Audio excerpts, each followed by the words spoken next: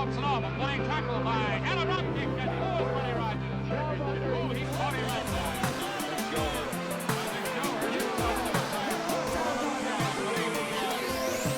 That can was pretty hard, and look at Buddy going to work now. Oh! Hey everybody, it's Durgertime. Welcome back to another episode of Total Extreme Wrestling 2016, Billy Corgan's NWA. It's been a bit of time, but we are back. We kind of had a bit of a break. I was working on some other projects that hopefully I should have coming out soon. I'm making a tutorial series for the game as we're leading into 2020, and I thought that'd be helpful for a lot of people that are interested in playing Total Extreme Wrestling, but maybe are not quite familiar with the processes. Certainly, I am by no means an expert of the game. You can simply look at my comment section to see all of the flubs and errors that I make along the way. But this game can be kind of hard to get a grasp on, and I know there's a lot of new people that are interested in the game that have even reached out to me recently and said how much they are enjoying it, but how difficult they find getting started is. So I've been working on that. I also have another TEW series that I've been working on and tweaking, and hopefully I should have those out probably maybe by the end of the month, beginning of October is my hope. I'm trying to just build up a little bit of stock on that, so it won't be too difficult to run multiple ones going on. But we are back with the place that started it all, Billy Corgan's NWA. We have a Starrcade in 6 days. We have money issues. Let's not talk about it. It's fine. But obviously the big thing is in a couple days we're going to be losing some people. And we are going to have to deal with that. Our expirations for our days, Cody and Daniels are both leaving pretty soon. 62 days for Cody, 79 for Daniels. I think we're going to send them out the pasture before they leave, though. Not positive yet, but I have a suspicion that probably the next pay-per-view will be the last for both of them. That's kind of the plan right now. We have to set up our next pay-per-view, though. We've been running a Starrcade for a bit, and it's about time we plan for our next pay-per-view, because we don't have one set up for... what are we looking at? We're looking at... Oh, no, we do. We have June 3. That's right. It is set up. New Horizons. So we got a couple weeks away, actually, for that, which gives us a little bit more time to build the story. But obviously we have sort of a culmination of events heading their way. From the last show, we had Nick Aldis and Cody signing a contract, with Aldis going on top of with the win, and Pillman kind of racking up some wins, and leading towards a culmination with Jay White. We have Sasha showing up and kind of gunning for Tenille, and we have Christopher Daniels essentially showing back up to try to destroy Icarus for becoming a corporate shill. So we got a lot of little story beats that are going to tie up into that one pay-per-view. And then we're going to probably take things into a slightly different direction once Cody's gone, and we'll see what we're going to play with. I've been kind of thinking about the idea of almost like a this is probably a bad example because this didn't really work out that well, but like a NWA, NWO Wolfpack situation of having like two divisions of the roster sort of separating and teaming up under different banners, mostly under Paul Picky George's banner and Billy Corgan's banner, and we'll kind of play with that and see how having like two armies fighting against each other will work. But I thought it'd be fun to kind of unify some people and have like have a bit of a division within the roster.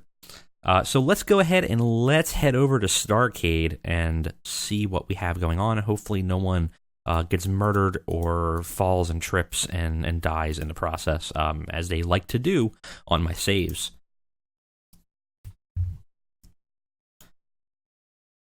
Okay. Wow, look at that. We moved through without any issues. Kind of shocking. I realized that Sean Spears isn't here yet. I'm going to check his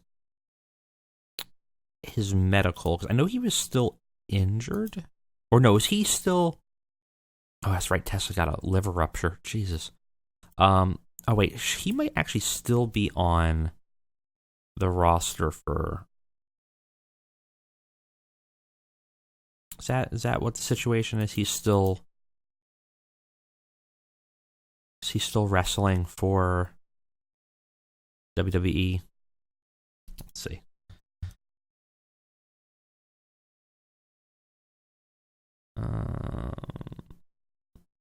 Let's see. Oh, is he under? Right. It's so weird sometimes being able to look up some people. In some ways, he's still written as a mid-carder. What's your employment date?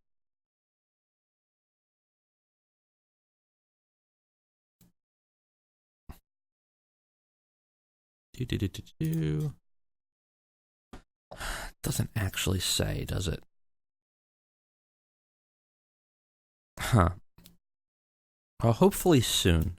I'm sure there's an easier way to find out when his contract is up there, but right now he cannot join us until he leaves. That's so weird, but that's fine. Whatever. Okay, so let's go ahead. Let's move on to the next episode of Starrcade, and hopefully start building up towards the pay-per-view, which should be quickly approaching. This is week 2 of June. So there'll be one more Starrcade episode, and the next day, I believe, will be the show. You know, before I do that, and before I go crazy, let's check. Okay, so that we need to fix. We're going to do it Monday, week 4, then. Though the issue here is that, seemingly no matter what day we do, we can't seem to win here. Only day everyone's free for the most part is Tuesday. Everybody else seems to be working somewhere else, and all the people we kind of need actually are working somewhere else.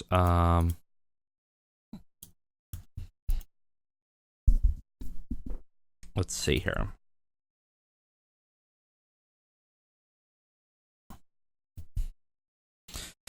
So Monday would be fine, but we kind of need a Christopher Daniels blow off. But, maybe we just won't put that on the pay-per-view. Maybe that's how we run it. Because we need Cody.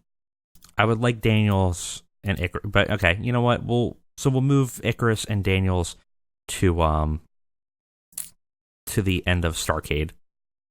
So we're gonna do Monday, week 4 of June. Kind of a weird time for that, but that's fine. We'll deal with it. That way we don't have our problem where Cody can't have his fight on a pay-per-view. It would be kind of weird. All right, let's go ahead and get to the show.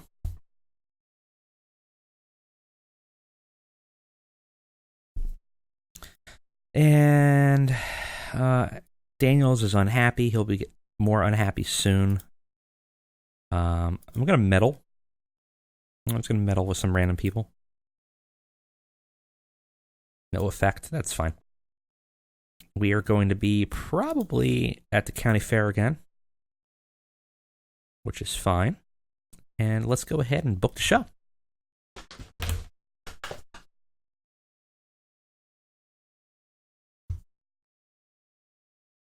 All right, we got our show to run. Let's go ahead and go forward with it. Not too bad. 9 segments, 62 minutes. We're getting close to the full 65 minutes with this one. We're kind of building up it's It's not a go-home show, but it sure feels like it in the booking. And I think that's mostly because of just the oddities of this probably should have been the go-home show.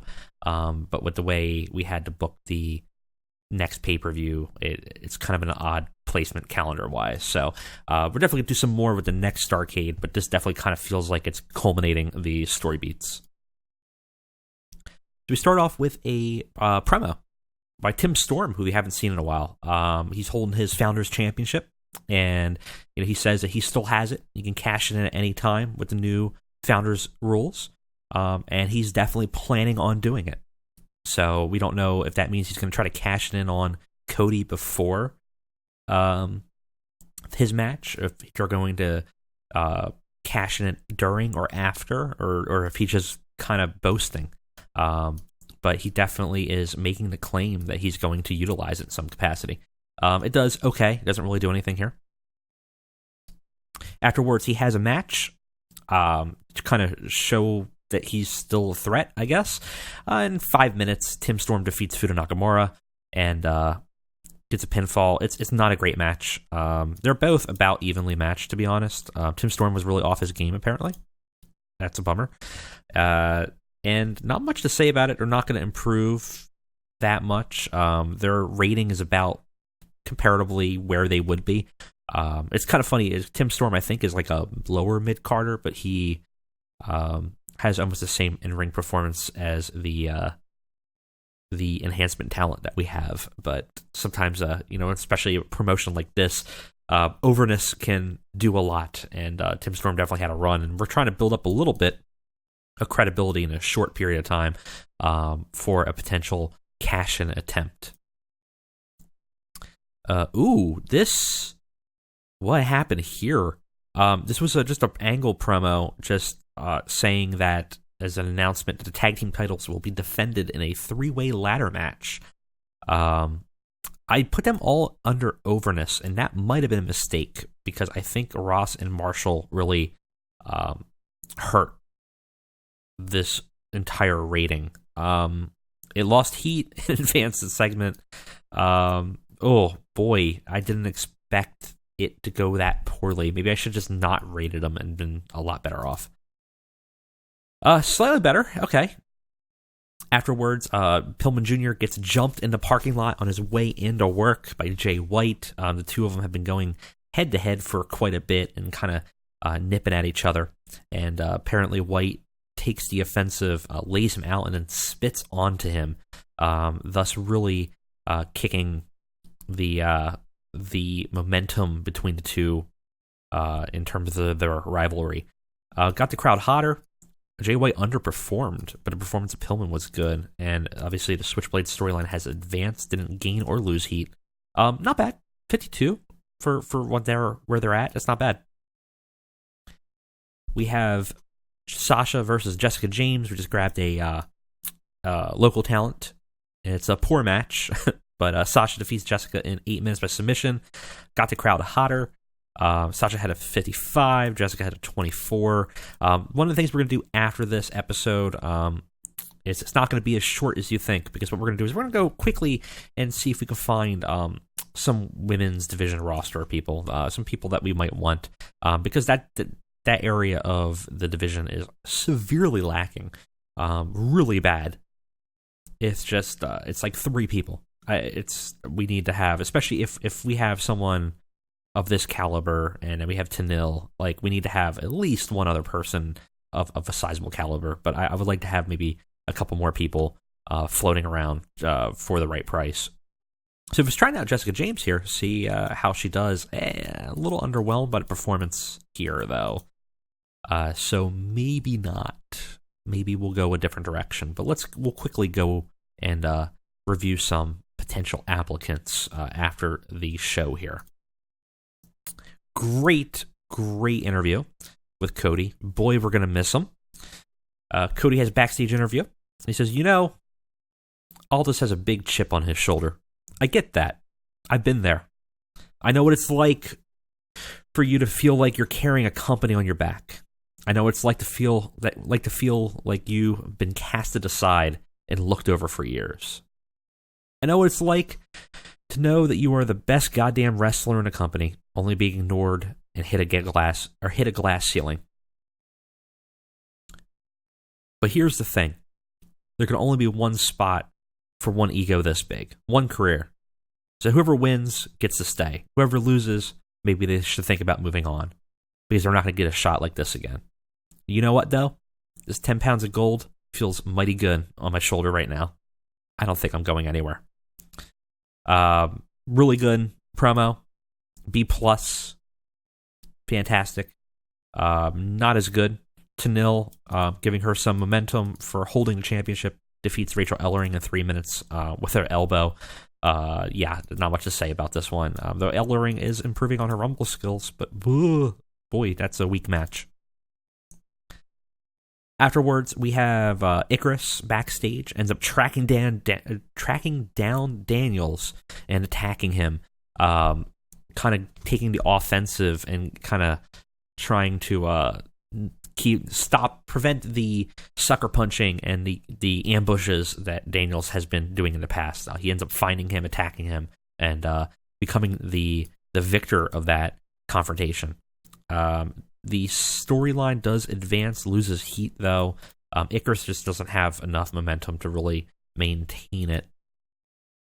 And for a main event, kind of an interesting one, we have Chuck Taylor versus Hanson in a singles match with their tag team partners on the side. Good heat, decent wrestling. Hanson defeats Chuck Taylor in 16 minutes by pinfall after interference from his tag team partner Raymond Rowe on the outside. Both retiring. It might have been a little too long. Got the crowd buzzing. Both did really well, though. Gained heat for the tag team division storyline. No improvements, but not bad.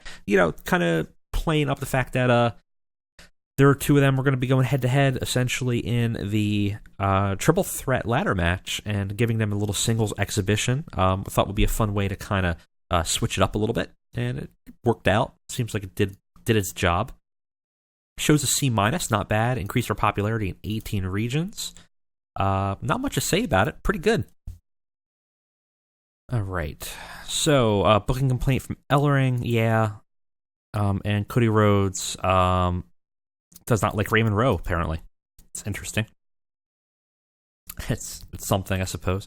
So, we have one more Starrcade before our pay-per-view. But let us look at the women's division roster. Now, we do have some people in the roster. It's not entirely empty, right? So we have Vox, who kind of might be our next big thing. Viper, who's injured. Tessa, who's injured. Ellering, who is not our next big thing. Tenille and Sasha, who are our main eventers in that division. So what I'm looking at here is I'm looking at two main eventers, upper mid-carder, probably a mid-carder blooming onto upper mid, probably a mid-carder and enhancement talent. So our mid-card division looks bad, and I would say that we might need one more main event level talent. So let us look at the options here. We're going to go for female. I don't care where they work right now. I do want it to hire. Let's just go with popularity for now. Regional level. Oh, that list isn't that big. So some options that we could have here. Zaya Brookside. Now, what am I looking for? I want some good in-ring performance. I think will help. Decent popularity is going to be helpful. So this is not a bad option here. Not bad at all, actually. Young Lion, really young, going to improve immensely. Is available in the U.S., works mostly for... She has a bunch of other employers, though, that can be a problem. But we are bigger than both of them, so we might get preferential treatment. I think this is a good get. Actually, I don't think that's bad at all.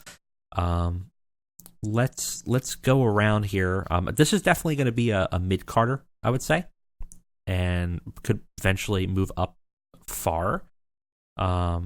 Brandy, we're not going to pick up again, but she was never really a option for us. Candice LeRae, we had at one point, and I think we got rid of. Other thing we have to look at is price. I'm not going to spend that much money. Where like at 700 is a little bit more reasonable. I'm just not going to spend a crazy amount of money on that division. We just need a couple people. I think Zaya's a good option though. Let's try a little bit lower, see if we can get her at 600. We'll do 3. We'll do full 3 years. It's fine. Not covering travel. 680. What you need, huh? Oh, fine. You could do that, but maybe 600 downside. Okay, so just take that. So that's 1 down. Not a bad option. ODB, a little too expensive for what we're looking at here. Also, wrestling performance a little lacking here. Might not be a good option. Valkyrie, good, really strong entertainment value, and not a bad price.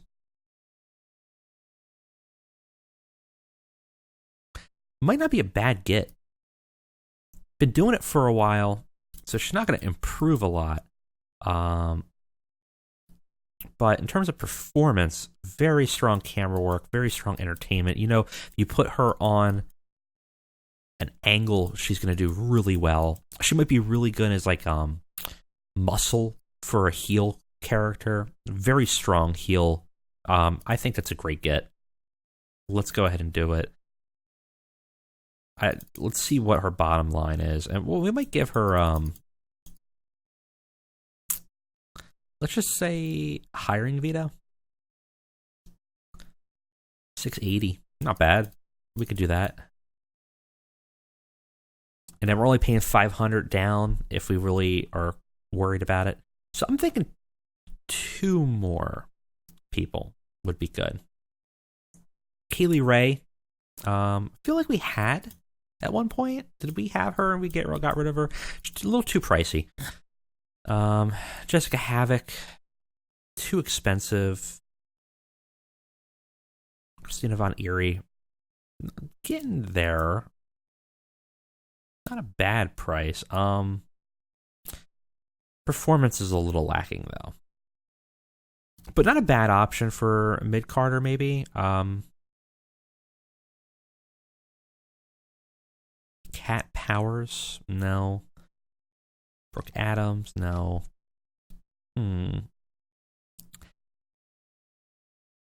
Delilah Doom might not be a bad option depending on her price. 700 a show. The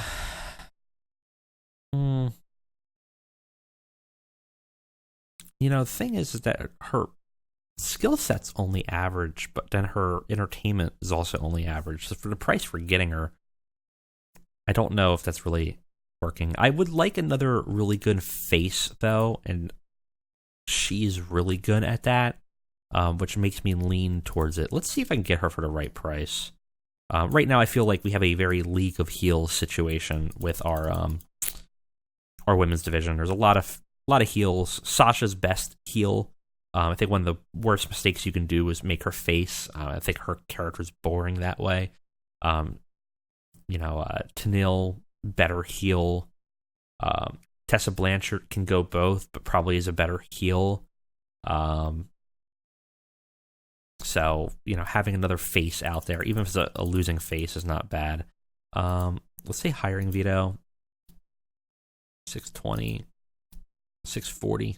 I think that's fine. All right, let's do one more. Let's ignore this. But I'm looking for good in-ring performers. What do we get? Too expensive. I'm not even going to look at the price. Io Shirai is not in WWE in the save. Out injured too, so no. But Charlotte Flair shouldn't be available. I guess she might be available for her maybe her last year contract is up, I'm assuming. Yeah, it's not going to happen though, right? It's also really expensive. Really expensive. Strong performance though. Like, you know, that's so expensive. That's more than some of our male competitors. But you know, though, she's got better popularity than most, and unlike Ronda, she's not going to just go run away. I don't know. I don't know what I want to do here.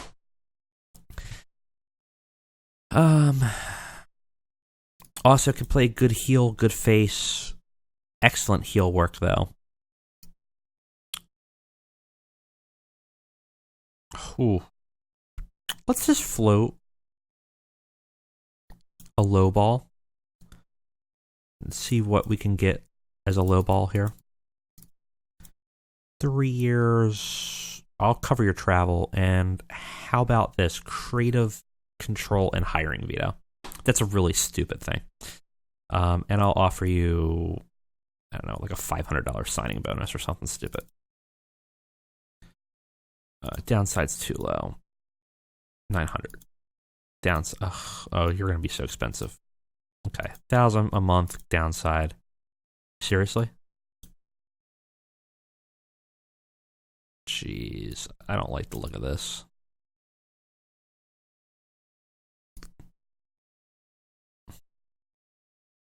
$1,560.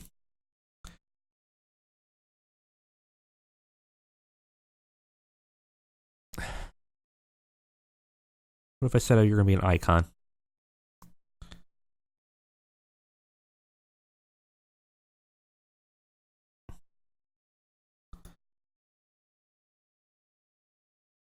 She'll take 15. Let's go with it. We'll see. Not a bad option. Now, I did want like another jobber. And I wonder if we can find somebody. Rio.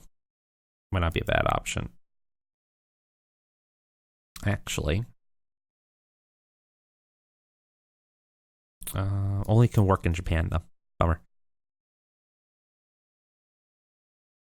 That would be a good get.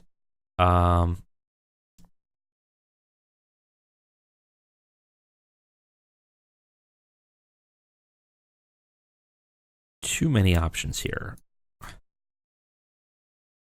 Because I kind of want like one other like person just to kind of take some pins. So it's just not always poor Rachel Ellering just losing. Let's look at someone that's like a rookie to 5 years. With, let's say, not awful performance, not awful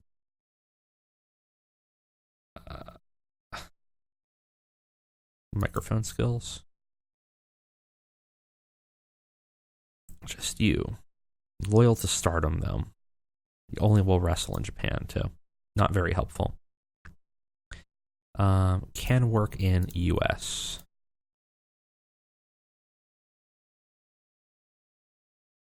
Boy, it's nobody without awful, apparently. It's not a good sign. Britt Baker's only $250. Chelsea Green's only... how much? $900. Whoa. Let's go Britt Baker. Britt Baker, here you go. The contract. Jesus. Sounds good. Here, take $200.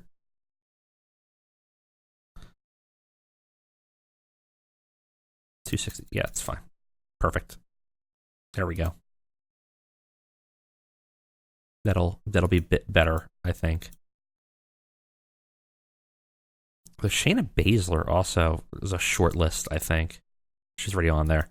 Potential to bring in at some point would be not a bad idea. If you guys got people that you think would be a good addition to the women's division roster, let me know. Anyways, I think that's it for today. Thanks for joining me. I will see you next time.